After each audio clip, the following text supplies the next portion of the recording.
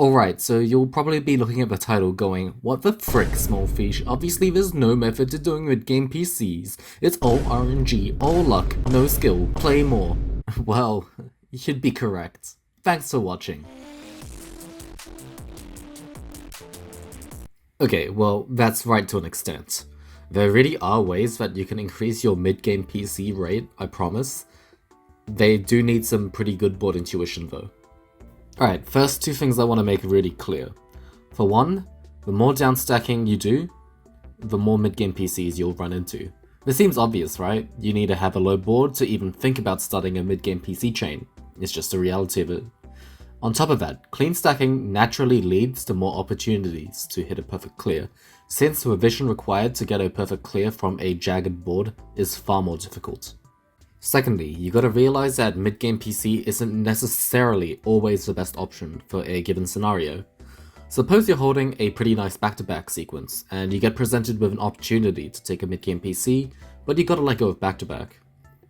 Sometimes the mid-game PC is fine and will top out your opponent anyway, but other times you'll actually get better attack output by holding on to back-to-back for a little bit longer. Another instance is that your opponent may be in a prime position to accept a perfect clear. You may end up just sending free firepower towards them, that'll get sent back to you twice as hard. Having said all of this, if you're unsure whether to take it or not, just take it, at least it looks really cool, or something.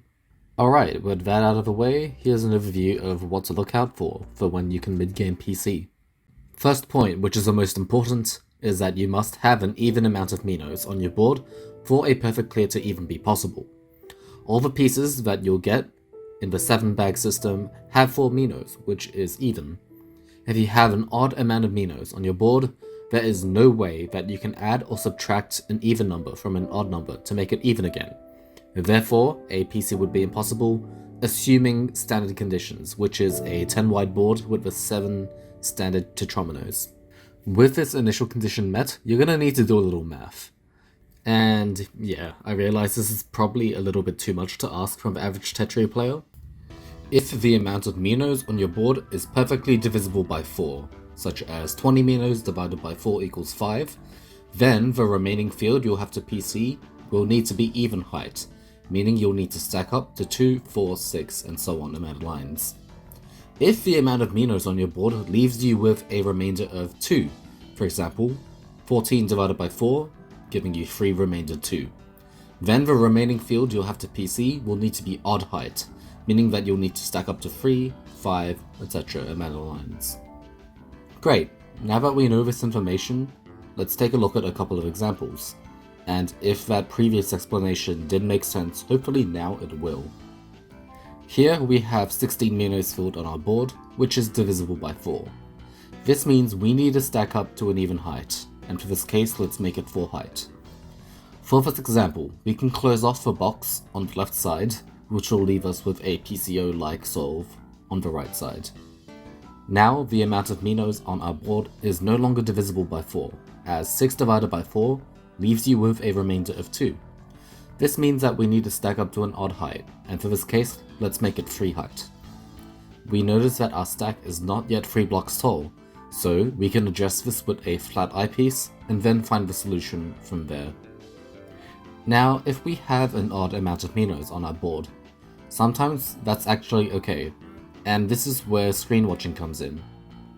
Suppose you have your board with an odd amount of Minos on it. You're looking to receive an odd amount of lines, such that you'll be able to hit a mid-game PC. This is achievable in 2 different ways.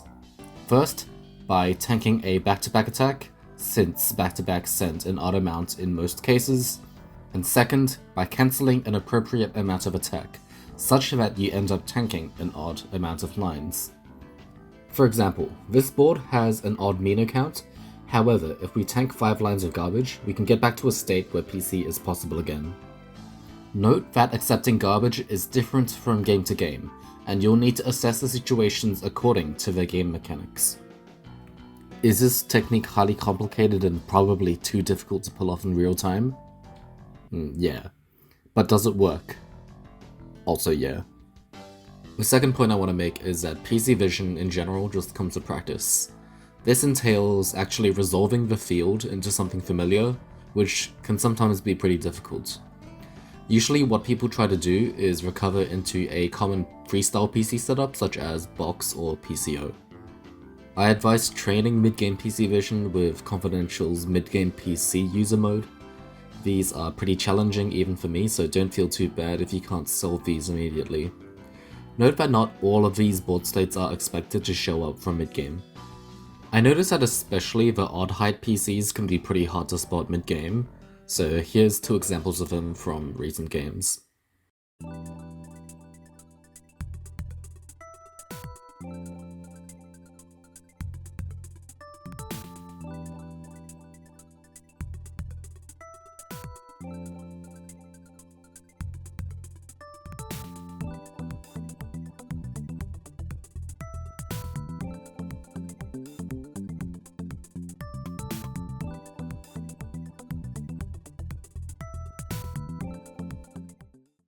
You should also start to build a repertoire of patterns that can be solved with a large combination of pieces, and here's an example on the screen.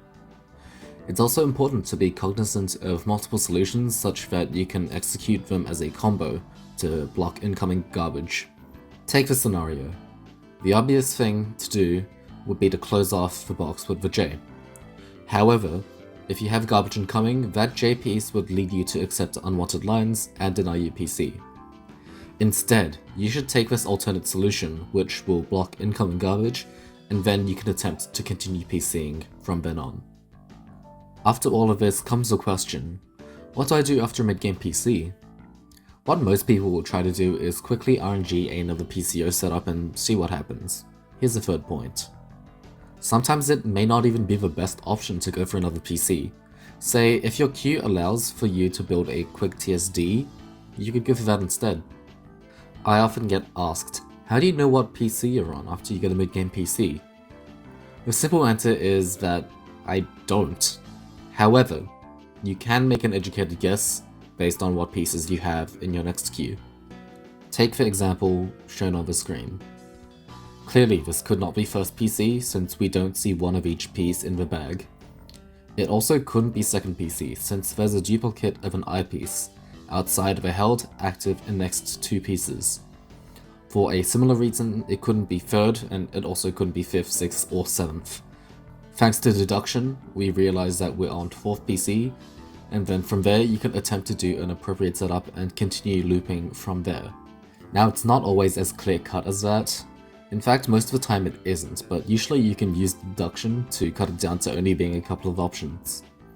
There, however, is a formula for figuring out what PC you'd be on involving some more math.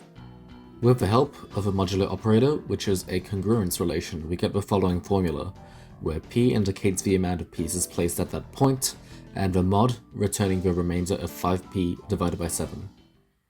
Suppose you have hit a mid-game PC after placing 45 pieces. Plugging that into the formula gives you 5 times 45 modulo 7 plus 1 equals 2, which means we're on second PC. If we hit a mid-game PC after placing 12 pieces, plug that into the formula, you get that, which means we're on 5th PC. In this instance, we get a PC after placing 21 pieces. Plugging that into the formula gives you 5 times 21 mod 7 plus 1 equals 1, which could mean we're on first PC, but if we appear to be missing a piece and having one extra of another, we're actually on 8th PC. Is anyone gonna do this calculation in their head in-game? No, it's far too slow in most cases. However, if you do know your multiples of 7 really well, sometimes you'll be able to determine when you've made it back to first PC, where you don't have to follow up with another PC. If you wanted to, you could follow up with literally any opener, since we're reset to a fresh bag. It's true, mid-game PCs often do come down to RNG, as a nice surprise after a downstack, or after you've been 20 APM infinite skimming for 30 seconds trying to get one. But you can pick up a couple extra on the way with the advice shown in this video. Thanks for watching.